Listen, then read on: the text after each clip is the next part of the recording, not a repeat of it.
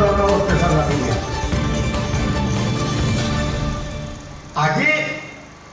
এই সমগ্ৰ ব্যৱস্থা এই কাম মই কৰিব নোৱাৰো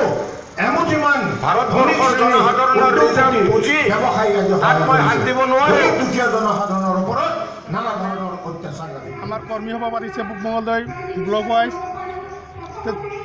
আমাৰ সব কৰ্মীসকল ইয়াতে আহিছে আৰ ভুৱনেশ্বৰ কলিতা ডাঙৰীয়াৰ টিকেট পোৱাৰ কাৰণে সবেই মনত উৎসিত ভাল লাগিছে আমাৰও অভাৰ কনফিডেন্স আছে স্যাৰ আমাৰ স্যাৰ জিকিব আমাৰ বিজেপি দলে যিখন হেৰি কৰে এটা ৰাজনীতি ইস্যু কৰে দিয়ে হিন্দু মুছলিম এবাৰ হিন্দু মানুহে বুজি পাইছে হিন্দু মানুহে আমাৰ কলিতা ডাঙৰীয়াক ভোট দিব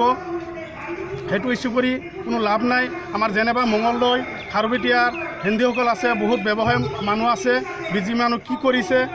এইটো সকলোৱে গম পায় তে সেইকাৰণে আমাৰ কংগ্ৰেছৰ জয় যায় বা নিশ্চিত প্ৰধানমন্ত্ৰীয়ে সেই ৰিজাৰ্ভ বেংকতো হাত দিছে ৰিজাৰ্ভ বেংকৰ সেই দুজন ব্যক্তিক তেওঁলোকে এপইণ্টমেণ্ট দিছিল উৰ্জিত পেটেল